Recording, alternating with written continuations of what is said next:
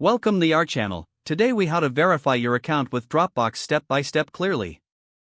To verify your account with Dropbox, start by opening the Dropbox website in your web browser. Log into your account using your email address and password. Once you're logged in, check for a verification email in your inbox. If you don't see the email, check your spam or junk folder.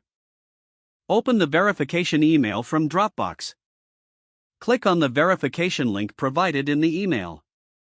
This should redirect you back to the Dropbox website. If everything is correct, you will see a confirmation message indicating your account is verified.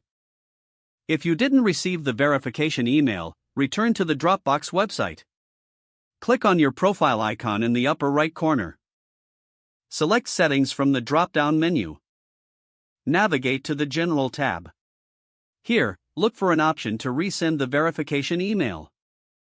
Click on it to have a new verification email sent to you. Wait for a few moments and check your email again. Once you receive the new verification email, open it.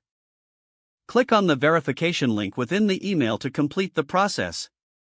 After verification, you will be able to access all the features available in your Dropbox account. If you encounter any issues during verification, consider reaching out to Dropbox support for assistance. Your account should now be successfully verified. If the page does not load, refresh the browser or try again in a private or incognito window. Make sure you are using the correct email address, then retype it carefully to avoid small typos. If your password is not accepted, use the reset option and create a new strong password you can remember. Check your spam folder for verification or security emails, then complete any requested confirmation steps.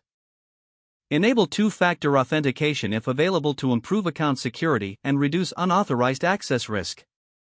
After signing in, review your profile details so your contact information and settings are accurate and current.